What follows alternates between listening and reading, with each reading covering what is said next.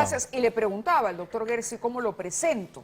Constitucionalista creo que es una especialidad que puede englobar, ¿no?, todos los aspectos sobre los cuales podemos hablar, porque no vamos a hablar únicamente de derecho con usted esta noche. Muchas gracias por acompañarnos. Encantado, Mávila, un placer estar contigo. ¿Cómo analiza en primer lugar lo que ha decidido el Poder Judicial con relación a Castillo y a los dos ministros de Estado que son parte de esta organización criminal, de acuerdo a la hipótesis fiscal? Muy interesante, porque ha habido una excepción que ha hecho el juez supremo de investigación preparatoria, el doctor Checley, que a mí me ha llamado particularmente la atención. Heiner Alvarado. Heiner Alvarado. Yo no esperaba que vaya a liberar a Castillo, ni que vaya a darle 18 meses, le ha dado los 36. Las imputaciones son muy graves, organización criminal, 32 años. Castillo trató de usar la ironía diciendo que tenía arraigo domiciliario porque estaba preso, y eso pues era francamente una burla, inclusive para su propia defensa. Silva es prófugo, no tenemos idea de cuáles serán sus argumentos de defensa, pero lo de Heiner Alvarado sí llamó la atención. En primer lugar, creo que la decisión de Checley respecto de Silva y de Castillo son apropiadas. Ha hecho lo correcto. Y seguramente han apelado los abogados, escuché la audiencia, interpusieron recurso de apelación, esto irá a la Corte Suprema, a la sala penal que corresponda, y seguramente esa resolución va a ser confirmada, con lo cual el presidente Castillo tendrá 2 mandatos de detención independientes. Pero siente que el Poder Judicial ha sido blando con Heiner Alvarado. El doctor Rodríguez estuvo con nosotros hace poco. Y él dijo que en el caso de Alvarado, por el comportamiento que había tenido durante las investigaciones, tenía, digamos, puntos a favor para evitar esta prisión preventiva. Es exactamente lo que ha dicho el doctor Checley en su resolución, que la diferencia entre Alvarado y los otros dos, bueno, Silva es impresentable, se fugó, ¿no es cierto? Y a Castillo sabemos todo lo que hizo, el peligro procesal es evidente. En el caso de Heiner Alvarado, el argumento es que se presentó, que inclusive pidió en el Congreso que se aprobara la denuncia constitucional, que habría un grado de colaboración con la justicia. Lo que me hace pensar que si bien no se ha acogido, porque si no el Ministerio Público no hubiera apelado la resolución, si se hubiera acogido, obviamente la fiscal no hubiera apelado, pero la fiscal apeló la resolución en el extremo en el que se le imponen solo libertad con comparecencia y con restricciones, comparecencia con restricciones al doctor Alvarado. Entonces eso me hace pensar que el Ministerio Público no tiene un acuerdo de colaboración eficaz, pero tal vez la defensa de Heiner Alvarado, por esta actitud procesal, está pensando en la confesión sincera, que es otra manera, ¿no es cierto?, de admitiendo responsabilidad, buscar que le impongan por debajo del mínimo y eventualmente, ya han conseguido que no tenga una preventiva, solucionar su problema independientemente del destino de Castillo. Eso puede ser muy útil en un determinado momento. Una estrategia de la Fiscalía, en el fondo. Es una estrategia de la defensa, ¿no? Claro. No sé quién será el abogado de la defensa, el doctor Alvarado. Que eventualmente podría favorecer a la Fiscalía dependiendo de la información. Y al Poder Judicial. Porque Correcto. facilitaría la toma de decisiones. Vamos ahora a la interpelación de los ministros. El día de hoy, temprano hablábamos con la producción y hay una lluvia de interpelaciones. Los congresistas han decidido que van a empezar a citar al ministro del Interior, al ministro de Defensa. Los casos son bastante conocidos. Pero yo le pediría un análisis grueso de cómo ha enfrentado el gobierno de Boluarte en general una situación tan compleja en estos primeros 3 meses de gobierno y cómo analiza usted en lo particular la situación de los ministros tanto del Interior como Defensa. En primer lugar, lo democrático es que interpelen. Es decir, yo prefiero una lluvia de interpelaciones a una lluvia de piedras. En una democracia eso es lo que correspondía. ¿No es cierto? Que interpelen pues a los ministros y eventualmente planteen su censura. Ese es el procedimiento que corresponde, así se ventilan las cosas en una democracia. Y empezaron, están en su derecho. El ministro del Interior, la verdad, no ha sido muy convincente. Pero tenemos que entender que hay 2 tipos de responsabilidad que lamentablemente en el debate, claro, en el calor del debate la gente mezcla los argumentos. Pero una cosa es la responsabilidad penal, que es materia exclusiva del Ministerio Público y donde ya hay una investigación abierta, se identificará a quien sea responsable, si hay alguien responsable, y se sancionará a quien corresponda, si es en las fuerzas policiales o en los manifestantes. Ese es un tema. El otro es responsabilidad política. La interpelación es para juzgar la responsabilidad política. Así es. Si el manejo ha sido el apropiado. ¿Y el manejo ha sido el apropiado, le diría? Yo pensaría, por lo menos, si en el caso particular del señor ministro del Interior, que no ha sido un manejo apropiado. ¿Cuál ha sido el punto débil en la exposición del ministro hoy y por qué cree usted que no ha sido este manejo el más adecuado? No estoy seguro que el problema sea la exposición. Creo que en realidad el problema es el manejo mismo. Lo que hay es una crisis... Lo que es más grave. Así es. Yo diría que hay una crisis de gestión en general. ¿Cómo es posible que no haya un solo rochabús, como se llamaban en mi época, después lo llamaban pinochitos, carros rompemanifestadores? En la mía ya eran pinochitos. Bueno, yo soy un poco más antiguo que tú, los rochabús. Los carros rompemanifestaciones. Claro. No hay uno solo operativo, Mávila. El carro rompemanifestaciones se utiliza en todos los países civilizados del mundo para controlar situaciones de violencia urbana, porque es un mínimo de violencia con un máximo de eficiencia. A mí me ha caído un rochabuzazo cuando andábamos protestando contra la dictadura militar en el gobierno Morales Bermúdez, estábamos en la universidad. La verdad que duele y te tira al piso y quedas mojado de pies a cabeza. No hay heridos, no hay muertos, no hay, es un mínimo de violencia para controlar determinadas circunstancias. ¿Pero fue solo una falta de rochabuses? No solamente, es evidente. Primero había una falta de medios, no solo rochabuses, otros medios que se utilizan contemporáneamente para el control de estas situaciones, que la verdad, habida cuenta de la cantidad de dinero que tiene el Ministerio del Interior en su presupuesto, que no gestiona, que no gasta, han podido comprar. También es una falta de criterio y de estrategia. Al principio fue una sorpresa, aparentemente, cuando estallan los problemas de violencia en distintas partes del país, la policía es cogida por sorpresa. Pero sigue siendo cogida por sorpresa y eso no puede ocurrir. Significa que no hay inteligencia. Porque le toman las comisarías al ministro del Interior en Juli cada 2 días. En Puno le toman una comisaría cada 2 días. Y los policías no resisten, salen corriendo. Es evidente que ahí hay un problema operativo. Por supuesto, la responsabilidad operativa no es del ministro, es del comando policial, pero él tiene la responsabilidad política. Y la responsabilidad política significa que si no funciona la gestión, él tiene que renunciar. Entonces, la obligación del ministro Romero es una obligación directa con el país. Él tiene que gestionar eficientemente, lo que implica respetar la Constitución y la ley, y asegurar el orden público simultáneamente, una crisis que no está haciendo. Hay algunas personas que sostienen, y lo han dicho durante el debate, que hay que darle una oportunidad al gobierno a hacerlo, porque este es un ataque besánico, irracional, que el gobierno es un gobierno nuevo, que ha llegado repentinamente al poder. Los meses se van acumulando, ¿no? Pero ya vamos por 4. Vamos, exacto, vamos camino a último minuto, que quizá el doctor Gersi pueda comentar también. Betsy Chávez, la expresidenta del Consejo de Ministros, que ha quedado, como ustedes saben, este último fin de semana en evidencia, vinculada directamente a la organización del mensaje del golpe de Estado del 7 de diciembre, ha solicitado la suspensión de su servicio de seguridad y protección personal. Dice, esto se ha dado luego de que en vísperas la también legisladora, se presentara ante el Ministerio Público para dar sus descargos por el intento del golpe de Estado. Y tenemos una reacción ya en este momento del congresista Diego Bazán. ¿Tenemos esa reacción sobre ello? Sí. Si me acercan al monitor, la leo. Pero en cualquier caso, doctor, ¿le hace suponer esta solicitud que se parece a la que en su momento solicitó Silva, que estamos ante una posibilidad clarísima de que Betsy Chávez esté pensando en irse del país? Los psicólogos hablan de disonancia o consonancia cognitiva, ¿no? Apenas te he escuchado, Mávila, he recordado inmediatamente, mi asociación ha sido inmediatamente, ¿no?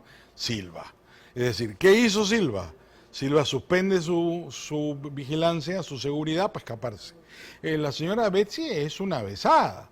la hemos visto, es decir, ella que lloraba, decía que no tenía nada que ver, resultaba que hasta lo maquillaba el presidente, ¿no? Fuera de los gestitos y las muequitas y todos los detalles que hemos estado viendo de este video tan sorpresivo y tan sorprendente. A pesar de que hay algunos ex integrantes del gabinete que dicen, está bien, ella puede haber coordinado todo, incluso haber puesto la luz para que el camarógrafo grabe, pero no tenía por qué conocer el contenido. ¿Usted cree que cabe todavía? Yo creo que esa es están tratando de argumentar a favor de la señora Chávez, porque me da la impresión que ella estaba no solamente apandillada con el presidente, sino que probablemente hasta había intervenido en la redacción del documento. Hay dos detalles interesantísimos. Uno es cuando Castillo le consulta a ella sobre el ingreso al despacho de Salas. Y ella claramente le dice no. Ella manda, si te das cuenta. Correcto. Entonces ella, de alguna manera, es el peaje para ver quiénes pueden escuchar ese mensaje y quiénes no. Había algo que le preocupaba de Salas. Lo que te revela que sabía perfectamente de qué trataba el mensaje. Porque si hubiera sido un mensaje anunciando una campaña de vacunación, lo dejaba para pasar a Salas. No había Pero ella sabía que no golpe estaba. Y lo otro es lo que le dice a la reportera de Canal 7 cuando ella le pregunta qué va a pasar. Y ella le dice, va a haber adelanto de elecciones. Y entonces ahí nuevamente citamos a Panorama cuando se revela a través de el testimonio de un colaborador eficaz que ella tenía pensado ya redactar una serie de normas legales para que Castillo empiece a gobernar con decretos. Ahora, Diego Bazán se ha pronunciado, el congresista ha dicho, la solicitud de retiro de Sur Seguridad del Estado por parte de Betsy denota su intención, lo que decíamos nosotros aquí en estudios, de evadir a la justicia. Fiscalía y policía deben adoptar las medidas de seguridad que correspondan para asegurar su sometimiento al proceso penal y probable condena. Pero no hay todavía un impedimento de salida para Chávez. No, y debería haberlo pedido la Fiscalía inmediatamente. El punto está en que yo creo que la doctora Chávez lo que va a hacer es asilarse. No va a correr a una frontera, va a correr a una embajada. Y lo puede estar haciendo en este momento. No tengo duda que México le da el asilo en 30 segundos. También Bolivia o cualquiera de los otros individuos, digamos, cualquiera de las otras embajadas, ¿no es cierto?, que representan a estos presidentes que han respaldado el golpe de Estado. ¿Por qué la Fiscalía no ha solicitado esa medida? Yo espero que lo hayan hecho, lo estén haciendo en estos momentos, pero me parecería muy grave si no lo hubieran hecho, porque implicaría que le están permitiendo a la señora Betsy Chávez sustraerse de la persecución de la justicia. Claro, la solicitud además tiene que ser avalada por el Poder Judicial. Es todo un trámite, pero esto abre una ventana de tiempo. Sí, así es, porque uno no puede, digamos, ellas podrían solicitar la preliminar, que es inmediata, ¿no es cierto? Esa no tiene audiencia, pero la preliminar es por un breve término, luego de la cual tendría que presentar una detención preventiva. Pero un impedimento de salida del país requiere audiencia,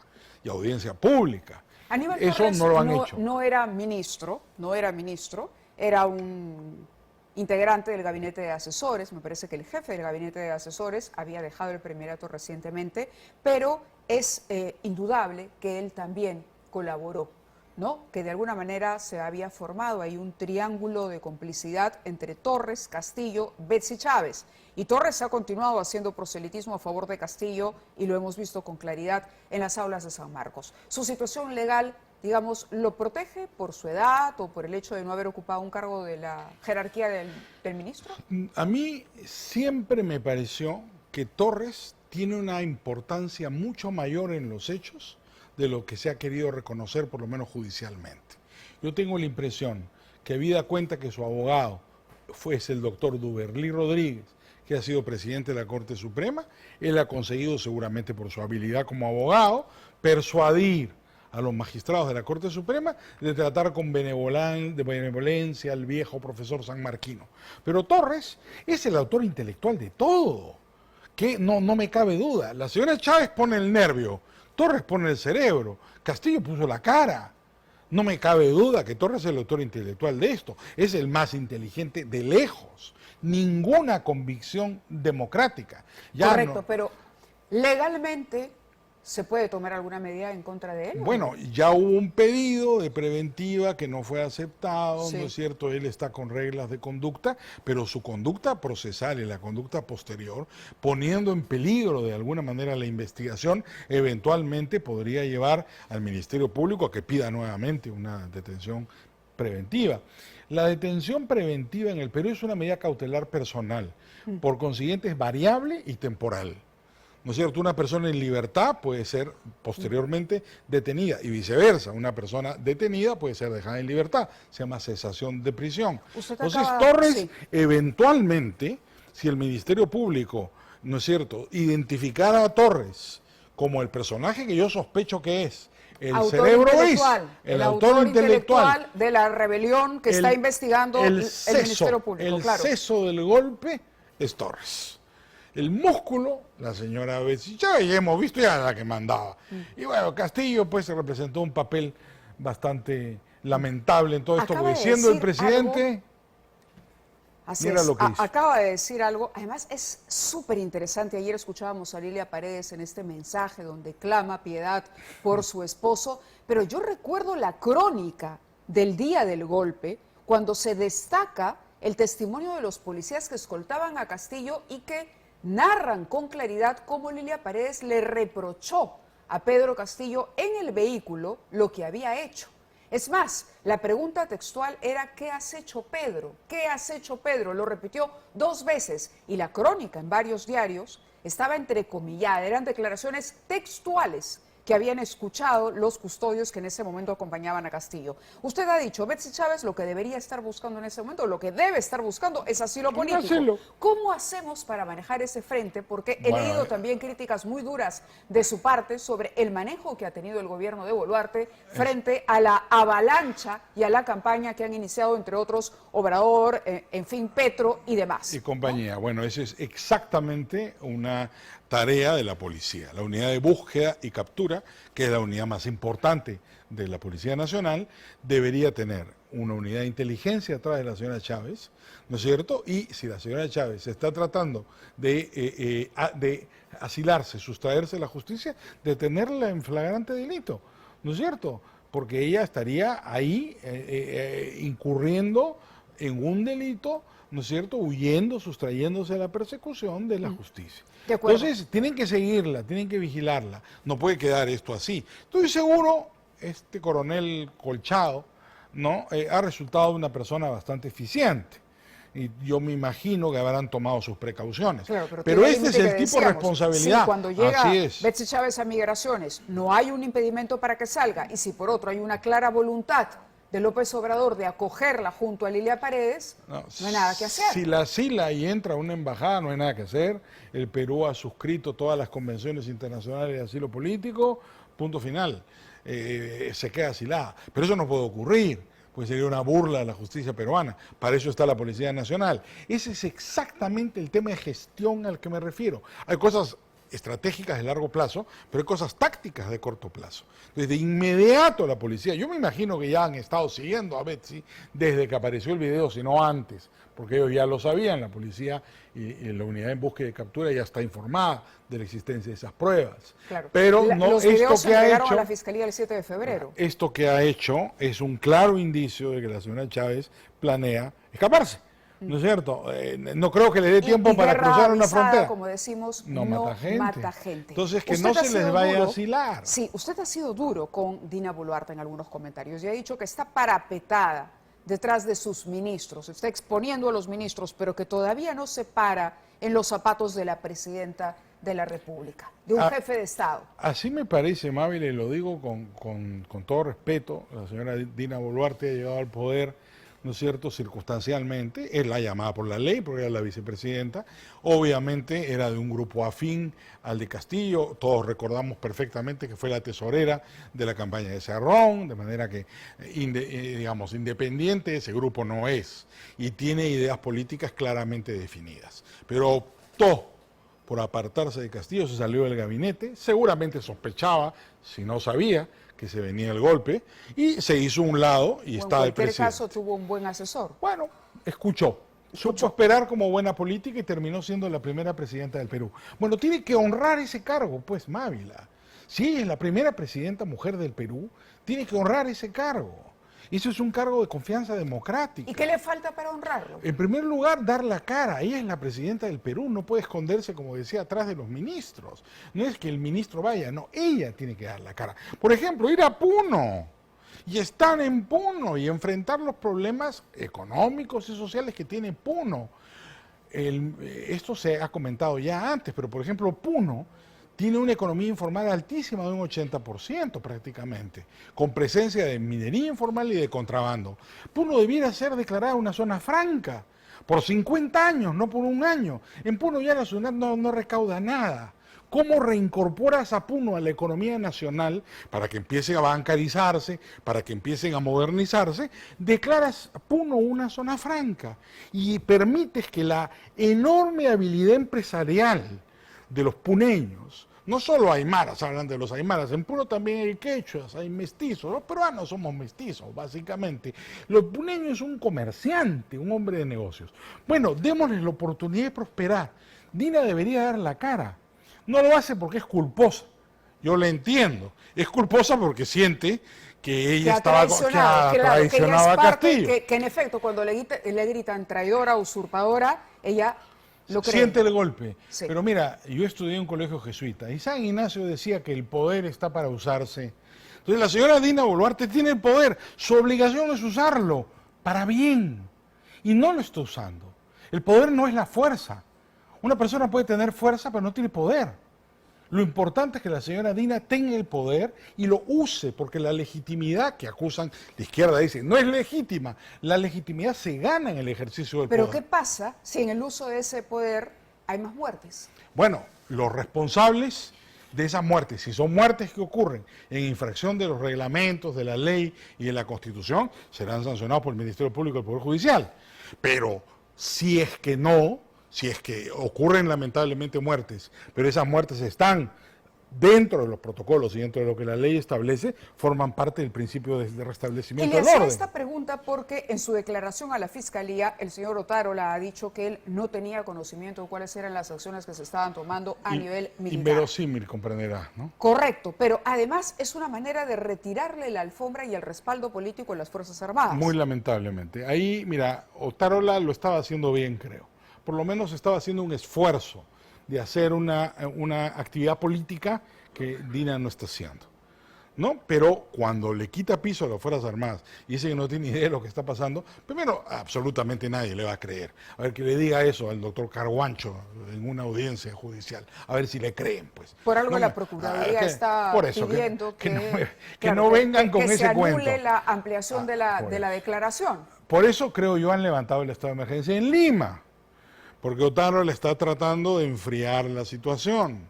Pero vamos a ver si es prudente levantar el estado de emergencia en Lima. Por ahora no está pasando nada, pero ya sabemos cómo son estos grupos violentistas que hacen acciones terroristas coordinadamente con muy pequeños grupos de gente altamente politizada e ideologizada que atacan en determinados momentos. Entonces, el gobierno se ha jugado una pelota hoy día levantando el estado de emergencia. Mira, se viene Yaku, el tifón.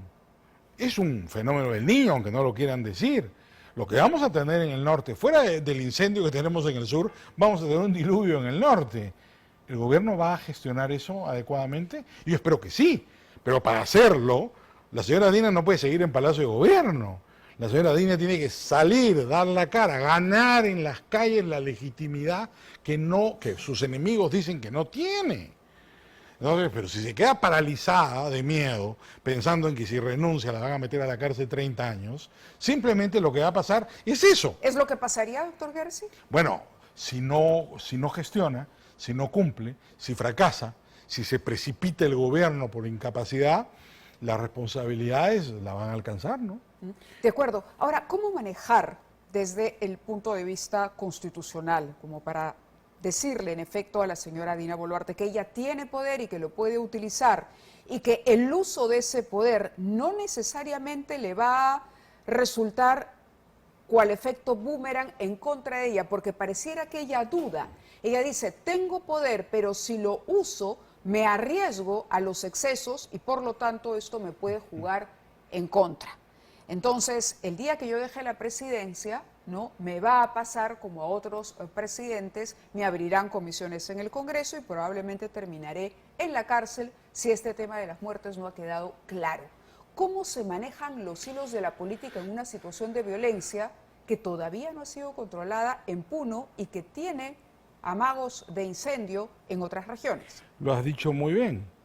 La señora Dina diera la impresión que tiene miedo a la acción, pero resulta que la inacción es igualmente peligrosa, porque si no haces nada, igual hay muertes, ¿no? En un caso pueden morir los manifestantes, en el otro mueren los policías. Mira lo que pasó en el desastre de Ilave del fin de semana. Ese es un desastre en el cual hay responsabilidades que también se tienen que establecer. Entonces la señora Dina no puede quedarse parada esperando a que los problemas se arreglen solos. ¿Los ministros? ¿Cuál es el rol que les asiste? Bueno, los ¿Cree ministros, que hay que refrescar el gabinete? Bueno, los ministros tienen la responsabilidad política directa. De acuerdo con la Constitución, la presidenta es irresponsable mientras dure su gobierno y los ministros son los responsables. Así que ellos están asumiendo toda la responsabilidad. Si no están en capacidad de hacerlo, deben renunciar. A mí me parece, ¿no es cierto?, que en general el gabinete de la señora Dina tiene gente competente y ojalá retomen el control del país. ¿Incluyendo Interior y Defensa? Incluyendo Interior y Defensa. El señor Romero, ¿no es cierto?, si bien no ha sido el mejor ministro del Interior, tampoco está a nivel de los ministros del Interior que ha tenido el señor Castillo. Yo no creo que lo censuren, ¿eh? Está muy bien que lo interpelen y que interpelen al señor ministro de Defensa. Ningún ministro se puede molestar porque lo interpelen. De eso es el ejercicio democrático, ¿no es cierto? Pero su deber lo tienen que cumplir y su deber es gestionar el país, igual que los otros señores ministros. Y como te digo, no solo es un tema de violencia, Mávila. El desastre que se nos puede venir climatológicamente, ya Piura está con el agua a la rodilla. Ya la famosa refinería en la que el Perú ha gastado 7.000 millones de dólares, no le han hecho drenes, está inundada. Es decir, las pérdidas van a ser gigantes. El Perú tiene grandes reservas internacionales. Ese no es el punto, puede resistir un golpe. El punto es la gerencia. Si son incapaces de gestionar, la crisis va a empeorar. Y la situación climatológica de este niño que ha aparecido repentinamente puede convertirse en un elemento adicional de conflicto en el país. El gobierno no puede quedarse parado esperando a que llegue la lluvia, pues. El gobierno tiene que actuar, no tiene más remedio que avanzar. La historia le atribuye al presidente Prado una frase, ¿no? Haber dicho que en el Perú hay dos tipos de problemas, los que se arreglan solos y los que no se arreglan. Ojalá que la señora Dina no sea pradista y se dé cuenta que en realidad hay problemas que uno puede solucionar. De acuerdo, doctor García, siempre es un placer conversar con usted. Muchas gracias por acompañarnos esta noche.